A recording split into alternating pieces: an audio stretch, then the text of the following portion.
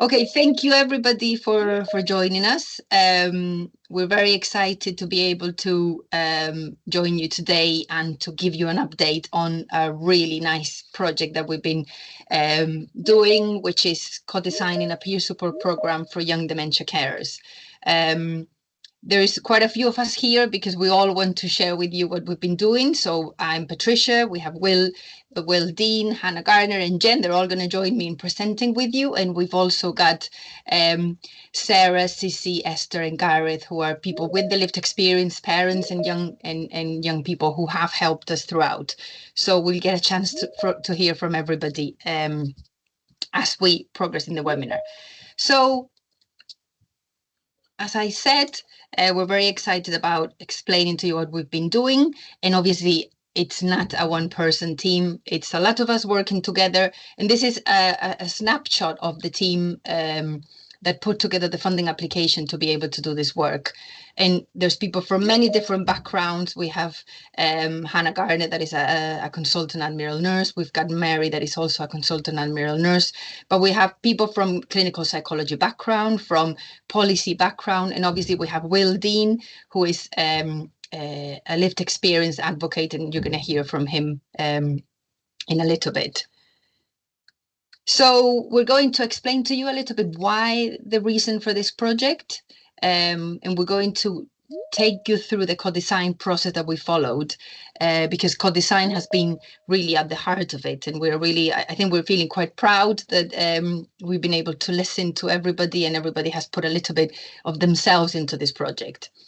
We're then going to be able to show you the actual peer support program that we've been able to create, which is very exciting. We'll take you through what's the content and the structure, and then you'll be able to hear the feedback from different team members and people that have contributed to the co-design.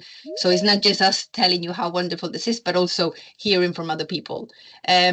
Then very quickly, I'll take you through the next steps. So obviously we've done the work, but now we need another whole year to test it, to see what works best, what doesn't, and to refine it. But then the very important thing about this webinar is that we would really like your contribution. So we're going to leave at least 20 minutes at the end. We're not going to talk for too long, so that you can all ask us any questions, give us your thoughts, your experiences, because this is a further step in the co-design. So please, as we're going along, if you have questions, please write them down. And we're really looking forward to hearing from you at the end. We've put some questions in the chat, and it's just 4 really simple questions so that you could all provide us with a little bit of information about yourselves. We really want to know who's joined us today. So if you, as we're all speaking, if you could just answer those questions in the chat. Thank you very much. So we're going to start. I'm going to pass on the talking to Will, who's going to take you through a little bit of the journey of why this is an important study. Thank you, Patricia, and yeah, thank you everyone for joining. It's great to see so many people. So my name is Will, and I'm from North Wales. I never saw myself as a researcher, but as a son trying to make sense of our family's experience. When I was 16 and my sister was 19, our mum Ronnie was diagnosed with young onset dementia. She was 49. This meant finishing a job, losing a driver's license, and searching for information to find meaning after this life-changing diagnosis. I kept the diagnosis in a box because it was the one thing that could pull the rug from under me. For the limited information I had, I struggled to face the reality that this was going to be the thing that would take our mum from us. I became hungry for hope and I needed answers to my endless questions, like how long do we have, what does care look like or entail, and debating if I go to do things to make mum proud or stay at home to support with her care. And the answer is somewhere in the middle. I didn't discover peer support until I was in my 20s, and it provided a place where I finally met other people going through a similar experience. It didn't require explanations and offered so many practical tips and the emotional support that I didn't know I needed. I often think about how much it would have helped if peer support existed and was presented to me right after mum's diagnosis at an age where I was trying to juggle education and come to terms with the diagnosis and what it meant for our family's future. So what actually is peer support in this context? Is it all right to switch to the next slide, Patricia? Thank you. So peer support is when a group of young people who care or have cared for a loved one living with dementia come together as equals, sharing their experiences, challenges, and often catch up on the normal life stuff that can be too often overlooked. I was so excited after a few years of working with Bangor and the team that we got this project funded. Finally, a funder has seen the urgent need to support this often invisible community of young people. I've loved the process and have learned so much, and the team have made me feel supported throughout, helping make my family's lived experience help shape this peer support program that I believe can provide a genuinely co-produced and evidence-based safe space for young dementia carers across the UK. So now we need your help and feedback, so please don't be shy on this call. I'm now going to pass over to Jen, who will share more about the genuine co-production that I mentioned. Well, thank you, Will. Hi everyone, my name is Jen Roberts and I am a researcher at Bangor University working on this project. So as you've heard, we've worked closely throughout with young people, their parents and professionals, and they've guided the structure, the content and the look of this programme. So it comes from real experiences, opinions and ideas of young dementia carers, which hopefully means that other carers are more likely to relate to it and to engage with it. So can we move on to the next slide? So who are we doing this with? So the co-design team includes 36 people, includes young people, young adults who are or have been young carers for a parent or grandparent, professionals who work with young people, people living with dementia and their families, or both, also parents, and myself and Patri as researchers. So the young people. The young people, there are 8 of them, are aged 8 to 16, and they are generally the age groups that this programme is aimed at. They've been wonderful throughout the project and an absolute pleasure to work with. The young adults, there are 7 of them. They're aged 18 or older, and they are currently or have been young carers for a parent or grandparent living with different types of dementia. In terms of the support from organisations, we also have 15 professional participants in the co-design team who bring a range of perspectives into the work. There are people who work within dementia organisations, carers organisations, and within the government sector, all of which have a real passion for improving support for young dementia carers. So within the team, there are professionals from Dementia UK and Carers Trust who are project partners, but there's also Lorenzo's House, HC1 Care, Dementia Active Gwynedd, Bristol Dementia Wellbeing Service, Hospice Care, the NHS, Sheffield Young Carers, and younger people with dementia. And they have been amazing in their input and giving their expertise throughout this process. So this was all achieved through 4 workshops and a lot of work in between. So one of the workshops was in person and 3 were online. So in between the workshops, we would develop and build on parts of the programme, updating on progress at the next workshop and updating, sending draft documents for comment and refinement as we went along. So the first workshop was back in February in Manchester. We all stayed in a hotel and we went out for dinner together, and then we had a full day's workshop. And a top priority for this workshop was just simply getting to know each other. The day had a number of sessions. Some of them were all together and some of them were split into groups. So we started talking about the structure of the programme and of the sessions and what the topic of each session should be and how the session might be facilitated with. And we discussed this with the parents, the professionals and the young adults.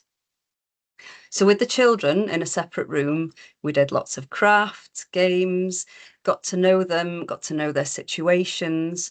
We had discussions about what peer support means to them. And we got to know them a bit more through a "this is me and these are my qualities" session.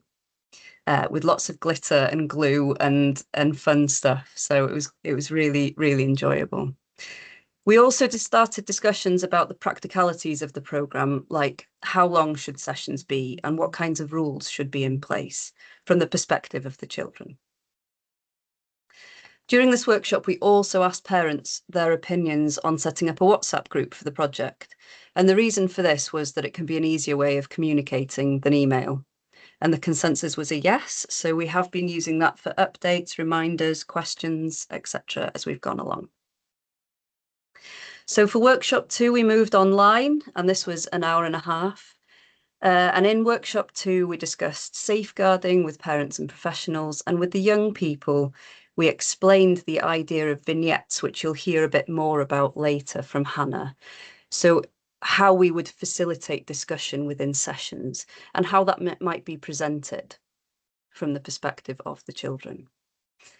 We also discussed illustrations and portraits that could be developed by an artist. So you've seen some of them in a couple of the previous slides.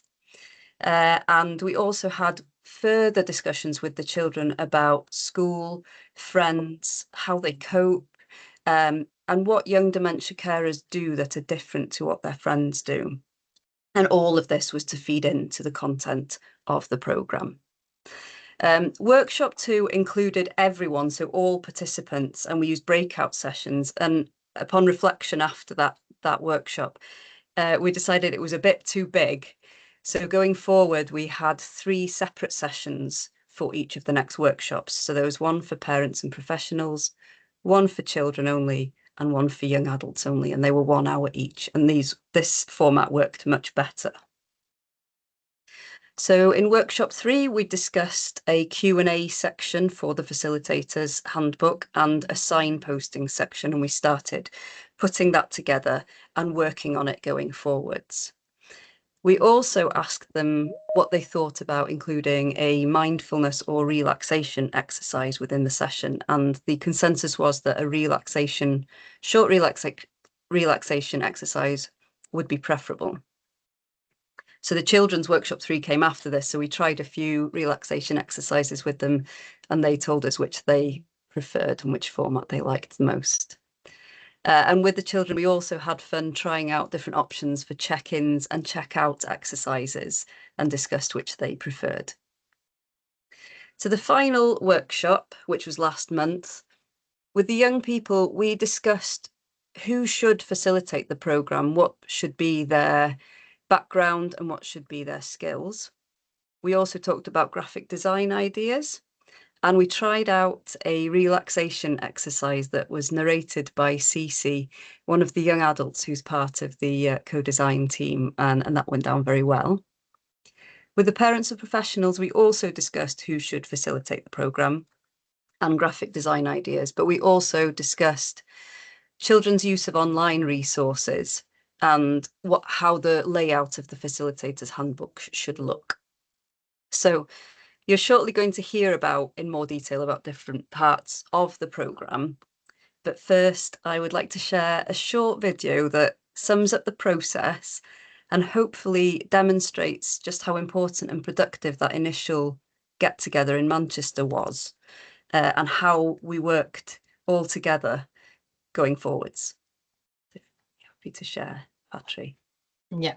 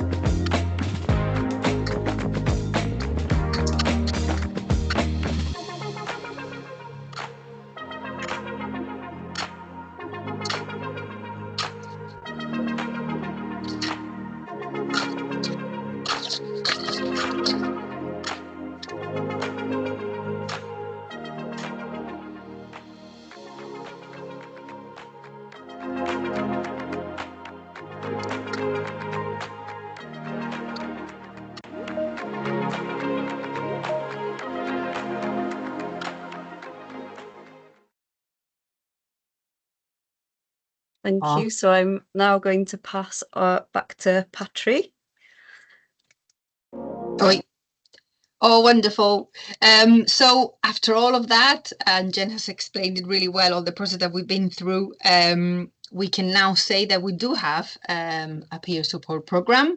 We're working with a graphic designer, so this is just the first draft, but I'm going to take you through a little bit of what that peer support program is going to look like with the help of Hannah. So we have the big bulk of the peer support program will be put into a handbook for facilitators, and in that handbook they will find everything and anything they might need to be able to deliver the program, but they'll also find resources to prepare themselves to deliver the program. And one of those resources will be a pre-program questionnaire. So from the very beginning, everybody in the co-design team said that you have to do a lot of groundwork before you face the children and before you start learning from the children and the children from you. So the pre-program questionnaire has a lot of detail and will mean that the facilitators will need to meet up with the parents and the children as many times as necessary, really, to get it complete. So it's not a tick box exercise. There's information there about the family circumstances, about what support networks are already in place, a lot about the young person, so they will have the chance to tell you who they are, everything about themselves, the likes, the dislikes, because from the very beginning, again, it's about creating something that can be tailored and that can fit the needs of those kids that are in front of you. So not one size fits all. So by the facilitator meeting up a number of times and getting to know the families, they will be able to see, okay, this is what this family needs, or these are the particular circumstances. So they can then put group of kids together that share more specific things in common. So that was, we're quite pleased with the way that pre-program questionnaire ticks all the boxes. And that hopefully will then set up the path to what the session structure is going to be. So Jen already mentioned check-ins and check-outs, but this is sort of the flow of every session. There will be 8 sessions of around 45 minutes to an hour. And they will be delivered by 2 facilitators. Through a lot of discussion with everybody, we came to the conclusion that you would always need 2, so that one person, the roles can change, but one person would need to be able to deliver the program, but maybe another of the facilitators just look out for signs, look out for things to remember, look out for how kids are responding to the questions and the answers. So that team building between the facilitators as well was very key. So every session will start with a check-in and a check-in and a sort of activity. I'll show you an example in a minute, where kids can tell us a little bit about how their day is going or their week. Then we will follow through with the relaxation exercise. That is about 3 minutes. Then the bulk of each session will be an open discussion that will be guided by those vignettes, those case scenarios that we have been gathering through all the different co-design meetings. So little stories that young people, their parents, professionals have told us about things that they've experienced. And then the session will finish with a more light approach in a checkout that will be very similar to the check-in at the beginning. So this is just an example of the check-ins and check-outs. We did have one of the co-design workshops. So we met with the young people and we tested a few. Some worked, some didn't, and they did like this little check-in exercise where kids could look at all those emojis and choose a number depending on what they were, how they were feeling that day, and how things were going for them that day. And if they didn't want to say it out loud, they could just put the number in the chat. So that they were telling us that was quite nice to just be able to write it in the chat.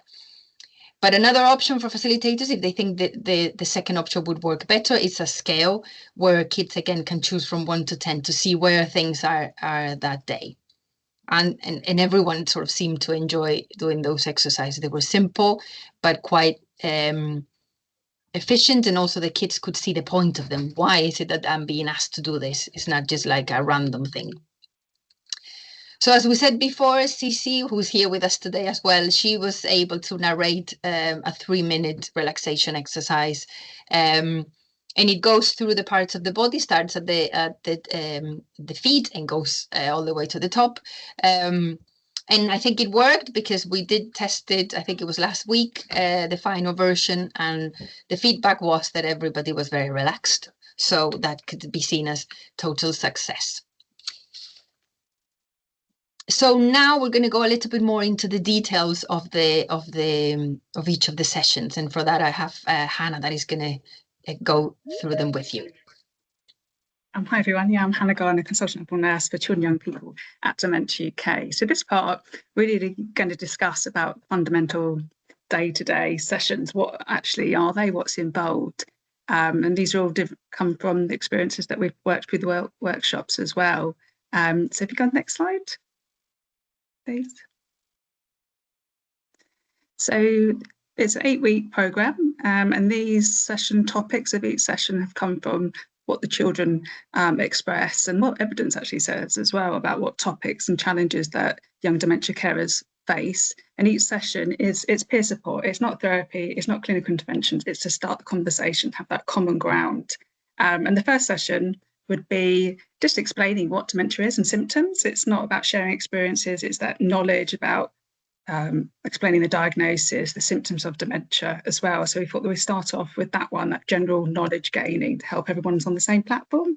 As we understand from the children that have been part of the research, everyone has different types of dementia, and it's about that community sharing. Actually, there's more than just one type of dementia. So that would be the first session. The second session is addressing that we notice when someone gets dementia, identifying what's the parent, what's the grandparent, what's the dementia. And this session is about, this is the dementia, but this is my mum and dad. And addressing the uncertainty and confusion that brings when you have a relative living with dementia. And it really works on from the first session, learning about the symptoms and able to share their experiences and confusion with each other. But a lot of young dementia carers experience its opportunity to really talk about the person living with dementia as well, for the children. The next session. So the third one we really noticed that we know relationships change and roles change when you're an adult carer, but when you're a young dementia carer, that is so true as well. So this session is, I know things are a bit different, but I still will be okay. This is about addressing the conversations about relationships and roles and really opening and sharing those experiences as well in the peer support environment.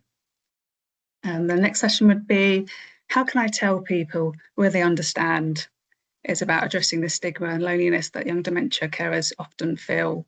And it's often that great opportunity for the young dementia carers to share experience and empower each other as well and identify that. The next session would be, I miss how things used to be. It was identified in the workshop as well. Loss and grief is a huge part of being a young dementia carer.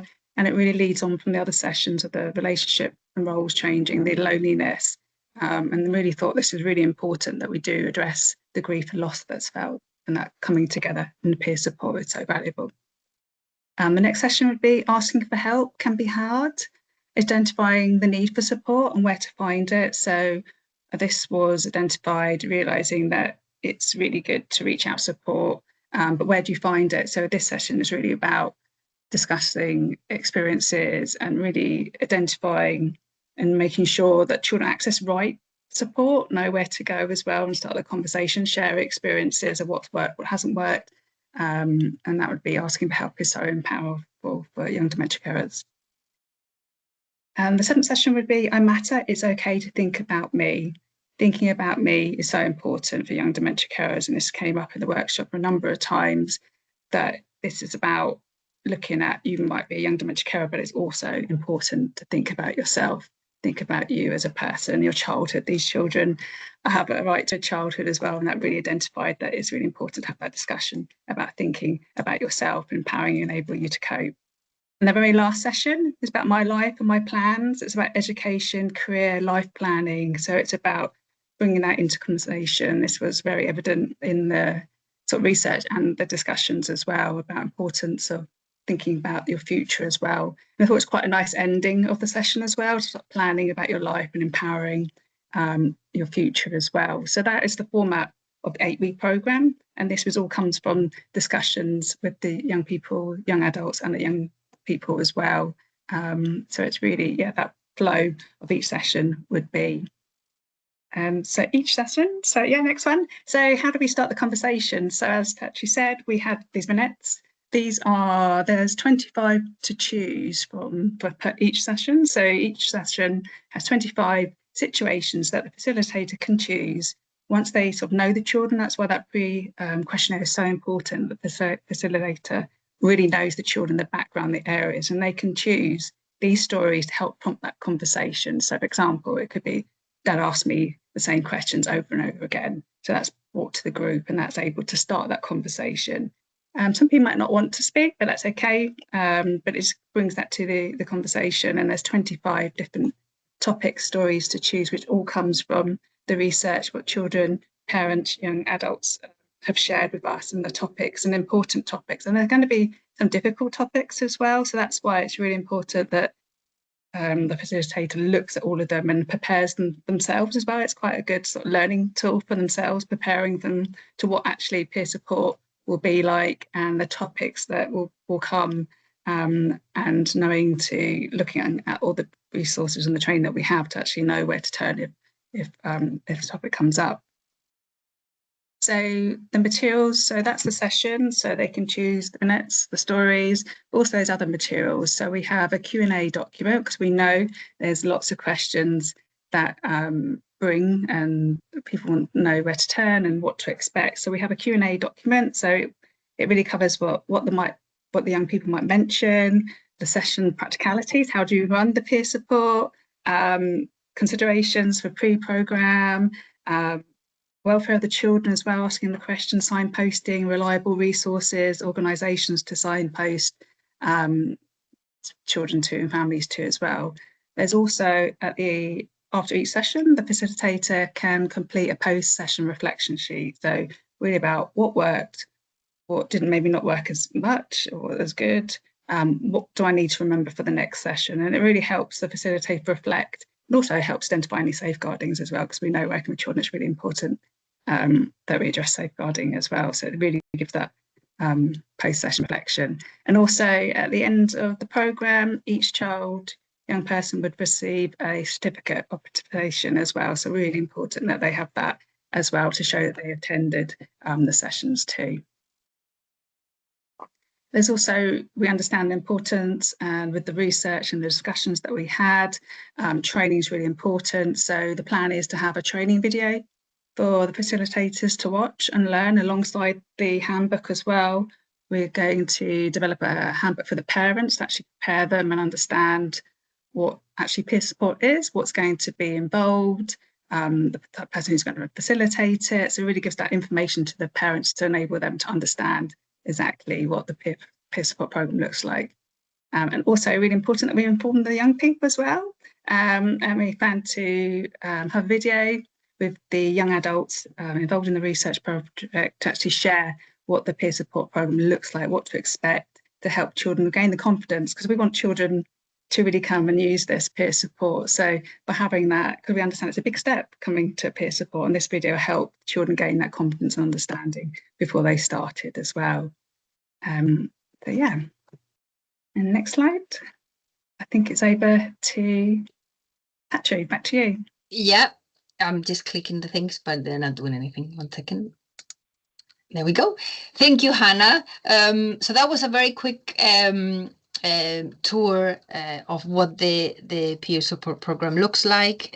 Hopefully we'll have time now to discuss all your questions and maybe give you more detail through the questions. But we wanted also for you to be able to hear what participants that have helped us, what those 36 people that have been part of the co-design thought were the best bits about taking part in this study, but also now that it has a shape and now that it has a content, who did they think it was going to impact and in what different ways? So obviously the opinions of our young people were vital to us. And all of the young people, I think we underestimate, or I underestimate as a researcher often, how aware kids are and how they are actually living the moment and they are aware of everything that's happening around them. So I think it was really nice to see that some of the feedback on taking part of the study was to do with the fact that they could find other kids that were in a similar situation to them, but also how this might help people like them that are losing a parent to dementia. And I think that is a level of awareness that came as a learning for me during the study.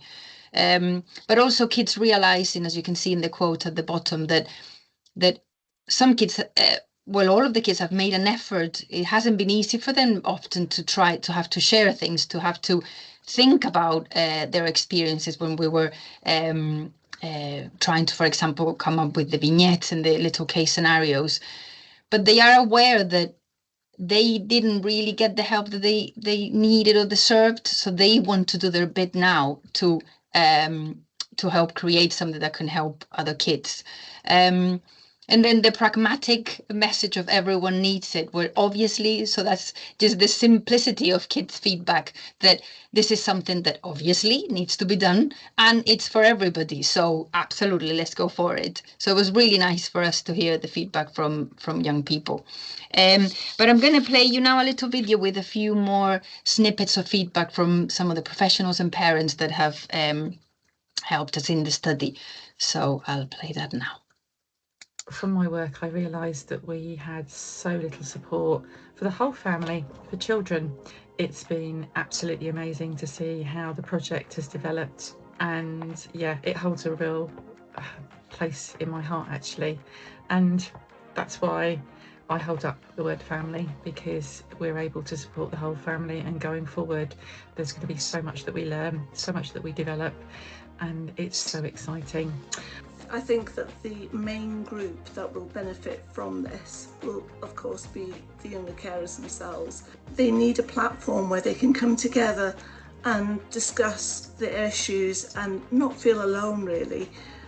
I think that the project has a potential as well to raise that awareness and help identify those young people that do such amazing work. What stands out to me about this project, and definitely the highlight, is the fact that young people and their lived experiences and what we need has been put at the forefront of the research. I think it's very easy for people to often assume they know what young people need when they're in these caring roles and situations, but actually to be asked, what was our experience like? What would we have needed to feel supported? That was a very unique experience with this project. I think this project will have an impact for all young dementia carers and families in general affected by younger onset dementias, because it will give them a pathway of support.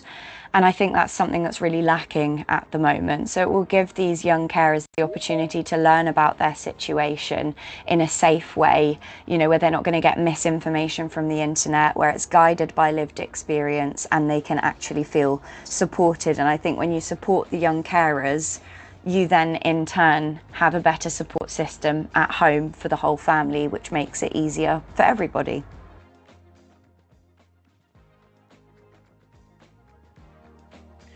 The best bit for me is knowing that we have helped to make things so much different and so much better for children and families in the future who are navigating and coping with the impact of young onset dementia. Myself and my daughter, who is now aged 10, are so grateful for this programme, as we know the difference it is going to make. Young people's voices, and also those of parents like myself and carers, have been central to getting this right and making sure that it's absolutely reflective of people's real experiences. That has felt very, very powerful. I feel the impact of this project will be huge. There was nothing like this available for my children when their dad was diagnosed and during the progression of his illness, until we very sadly said goodbye to him in January this year. My children desperately would have liked to meet others in the same situation, but there was no opportunity, and it was incredibly isolating and frightening. We both feel that this is in some way Dad's legacy, as he will be helping other children and families through our experiences to never feel so isolated or so alone. This programme will help to raise awareness and understanding of the unique challenges faced by children living with young onset dementia, and help them know that they are not alone.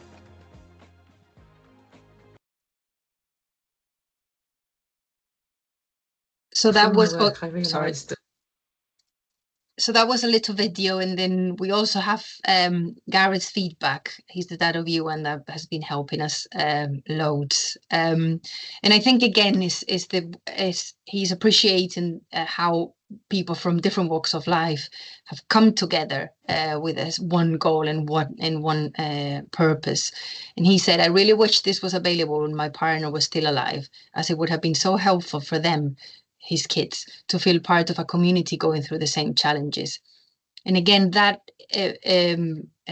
realization that it can impact the kids, but also the parents and professionals that support them. And then this is just a little bit, we had so much feedback from everybody because, as we said, we were 36 people in the co-design and every single one of them had loads of things to say, which was amazing. So I had to do like a word cloud type thing to make sure that people's thoughts came through. So things like that it was created with young people, also that it reminded them that the feelings are valid. So their feelings and their experiences are valid, and they're worth listening to, and they're worth doing something about them. Listening to stories, and I think for me, being part the feedback, being part of an amazing community is also quite telling. One goal, supporting hidden care. So you can see loads of feedback there that refers to different groups, not only the young people, but their networks around them. So what are we going to do next? So we've obviously very, very recently finished the first draft of the peer support program. And the project itself is a 2-year project. So we're kind of coming to the end of the first year. But the good thing is that this whole second year is something that we call a feasibility study. And we're going to have a whole year from September to August next year to see whether this works and what works best and what doesn't work that well. So we're going to deliver the peer support program to different groups of kids between the ages of 8 and 16 that are obviously young dementia carers. But as we deliver it, we're going to ask for feedback in different ways. We're going to ask for feedback from the children themselves, from parents, professionals, the facilitators, so that we can unpick everything and make sure that we know exactly what bits need to remain the same, what bits need editing, what have we forgotten. So to just be able to create at the end of that second year a refined peer support program that now we can be very confident that can be implemented and that we can go ahead and roll out, which will be extremely exciting. But it's also very reassuring having a whole year to test this, because obviously we need to make sure we get it right.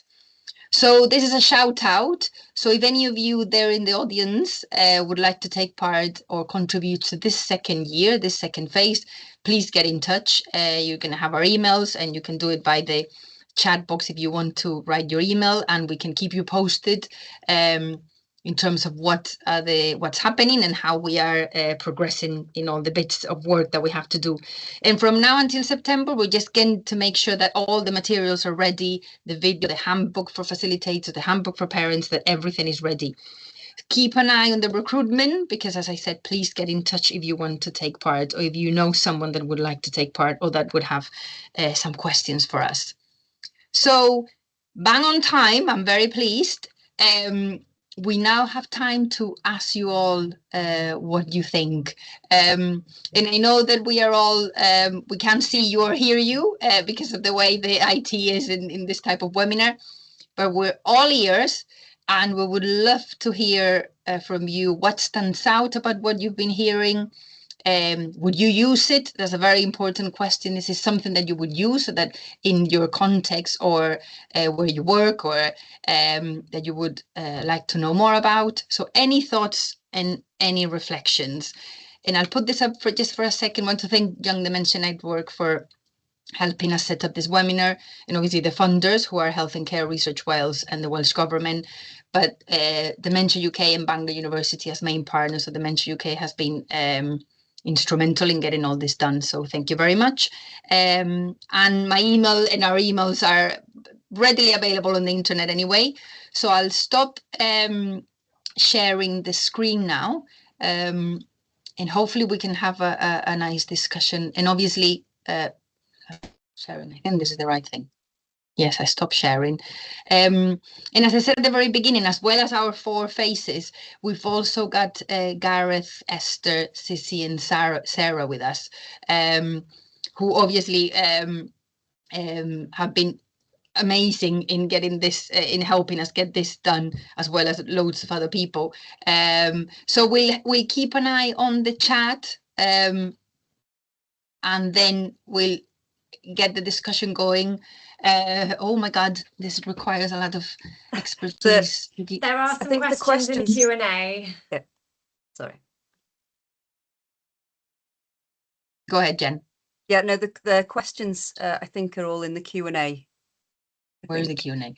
Just Oh, next to here. the chat. Oh, Yeah. I see. Okay.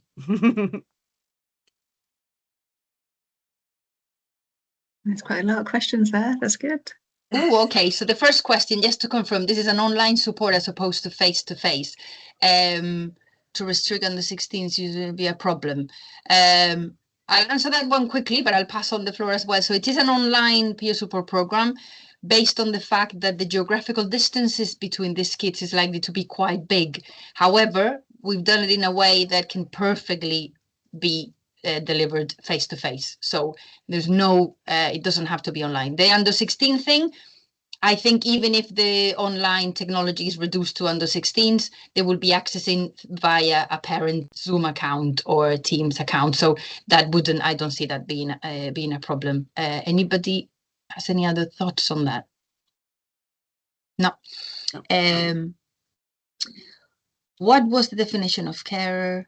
I can imagine. Does anybody want to, I don't want to speak too much. Does anybody want to answer to Katie about what is the definition of carer, and that some people might not see themselves as carers?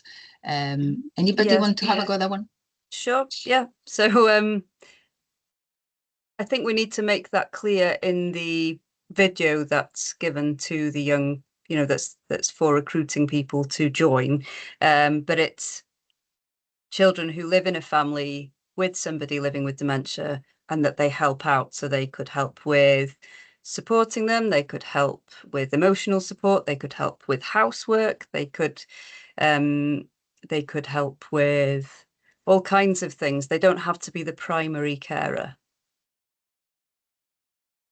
Do you want me to answer the second bit about loss and grief? It says, I think the session about loss and grief, anticipated grief, it's a big part of the discussion, and I guess it's driven by the group, that peer support and the vignettes, about generating that conversation and children sharing, and often that recognising that you're grieving those moments of those children come together. They will realise, actually, I am grieving a loss of a parent or grandparent, even though they're still alive. So that session is really a sensitive one. That's the skill of the facilitating, knowing where to, if anything is raised, the steps to safeguarding to ensure that child is safe and has that support as well. So loss and grief is a difficult subject, but in the research, children expressed it, and it's an important topic that they wanted to be part of the session as well. Thank you. So we have a question from Ricky. It says, I remember having to sit with a group of teachers explaining frontotemporal dementia and the impact on the 2 children in their years struggling with their father with FTD and his wife who struggle with the diagnosis. How do we raise awareness across education as they need to take a lead?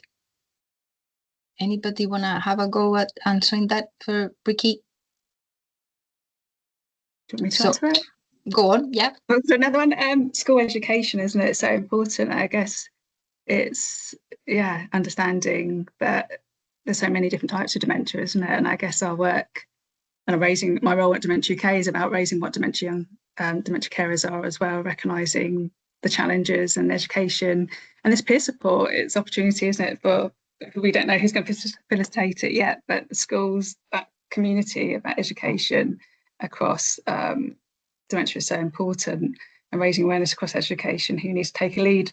It's a big area, isn't it, that we want to address, but it's so big, and raising that awareness and collaboration, isn't it? I mean, no one organisation can't do it alone. And I think one of the nice things about the group of people that we brought together, that we are working together, there is a lot of people from the carers sector. So the Young Carers Alliance, who is a UK wide network of every organization that supports young carers, they do a lot of work with schools and a lot of work on kind of increasing the awareness of how to identify young carers within schools. So we're very lucky that Andy McGowan, that leads that Young Carers Alliance, is one of the co-investigators in the study. So hopefully that will also, if everybody that is involved in the right sectors knows about this peer support program, it's not about putting more onto the teachers or the schools. It's about giving them a resource, giving them, signposting them to something, so they don't feel they don't have anything to offer or anything to signpost to. So hopefully that will be vital, that link with schools and the education sector. Because I know from the work we've done that some of our families have had very different experiences of school.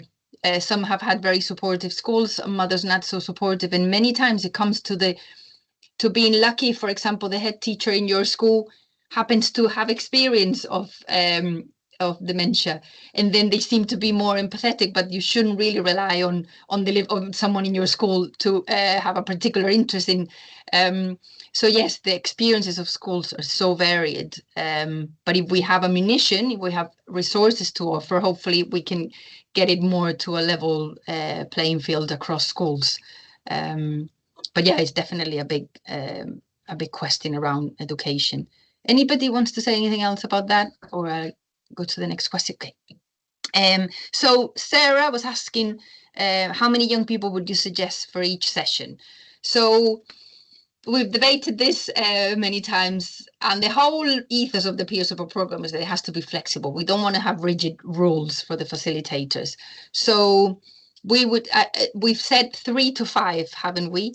3 to 8. 3 to 8, because I guess less than 3 seems like it's not real. You kind of need a little bit more, and it would be quite daunting for kids to meet up, and when there's only another 2, it doesn't, you feel like their attention is on you, and it might be a little bit. Saying that, it's about that facilitator getting to know the families and getting to know the young people. So sometimes it could be absolutely fine with less and with more, but I think 8 as well seems to be, you need to be able to make it safe and to make it enjoyable for everybody. And if you're especially going to do it online, if you can see everyone's screen, and it seems a bit unmanageable if you have sort of more than 8. So that's the type of number. And the children were very, very sure that there shouldn't be too many people there. Mm-hmm. And it would put them off joining. So that's why we've capped it at 8. Yeah. And in terms of time, we also, so most of the professionals, I remember in the first co-design workshop, were saying that an hour and a half, because there wouldn't be time if it's not long enough. And then as we spoke more with the children, it came clear that anything above an hour, 45 minutes above an hour, was way too much. So that's why we've tried to reduce the content to make sure that it's achievable in around 45 minutes, considering that we are hoping for a 20-minute bulk of the time talking about things that are a little bit more to do with their own experiences, and the rest will be more nice exercises with kids that you know from before and that you've gotten to know through the sessions. So that's a long answer to your question, Sarah. So I can't see any more questions in the Q&A, but I was just wondering if anybody has any thoughts that they would want to share, or if any of the people here with us today, so Sarah, Sissy, Esther, or Gareth, wanted to say anything about the webinar or about the future of this or anything. Please go ahead. You don't have to, but if you wanted to say something, we have a few more minutes. Anything? No, that's fine. So I will also, I've been amazed at the variety of people that have. Oh, Esther, do you want to say something? Yeah. Go on. Sorry. That's okay. I was just a parent of 2 of the children who are on this. And and one is primary age and one is secondary. So that's been very helpful to get a span across the ages because their experiences have been different. And they've enjoyed but found being part of this challenging, but they very much also wanted there to be reflectivity around they're both neurodivergent and also we're from an LGBT family, so that the diversity of experience was also included in the development of this program, which I thought was this peer support program, which we thought was really important. And they both wanted me to say that they've come from a place where they had very little support at all from either school or organisations around them, and really think this is the most important and crucial thing to be developed, and have really engaged with the project and really hope that this helps other children going forward. Oh, thank you, Esther. Oh, we have had, I mean, I have to say the young people have been amazing. Well, everybody has been absolutely amazing. And we did meet in Manchester, but not everybody could be in Manchester. So we have now a date in October to meet up again. Just for fun. We're not going to do co-design. We're not going to have clip charts or flip charts or anything like that, but we're going to meet up again and do something fun. And I think that you know, kids many times when adults talk, they say, yeah, they say that, but we're not going to do it. But we have a date in the calendar, so we are very pleased that we will be doing that. So I was saying before that I'm amazed at the variety of people and the backgrounds of people joining the webinar today. So we haven't got time to read properly all the comments that you've written in the chat, but we will definitely have a good look. I know some of you have shared your email. We will be sharing the recording of the webinar as well. But again, a shout out for those of you that want to be involved in the second year of the project, because again, we will need people and families and professionals to help us test it and refine it and make it even better. So please get in touch and tell us all your thoughts and thoughts about what you've heard today. If you think that something's missing or you have the experience of developing something like that and you want to give us your opinion, we have plenty of time to still change things and adapt things, and that's exactly what we want to do. So I just thought in the last 2 minutes or so, Will, do you want to say a goodbye and sort of kind of give your final thoughts? No problem. Yeah, I think it's just great to see, well, you say how many people from different organizations or different health boards, or there's so many people that seem supportive of the project, and it's a testament to all the work that everyone's put in. So looking forward to working with everyone who's popped their email in to help make this actually reach the families that we want it to reach. So looking forward to the next year, and don't be afraid to be critical or get in touch. We're here to make it as good as it can be. But thank you. Wonderful, thank you, Will. Any final thoughts, Hannah, Jen?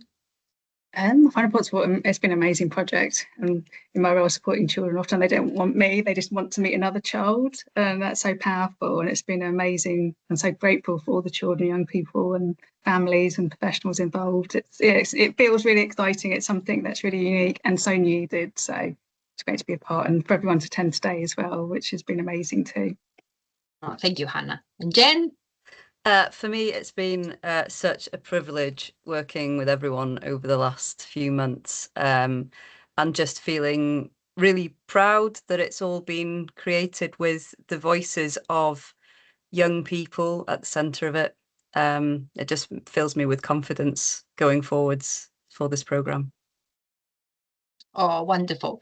Well, all we have left to say really is thank you to everybody, and thank you as well for those of you joining us today on a sunny day. You know, there could be many nice things to be doing outside, but we really appreciate your time. And again, we appreciate the time of everybody that has taken part, but in particular the wonderful families that have been with us, like really working hard to get this done. So with that, we finish. Thank you so much, and we will watch this space. We will keep you posted on what happens next. Thank you very much, everybody. Thanks.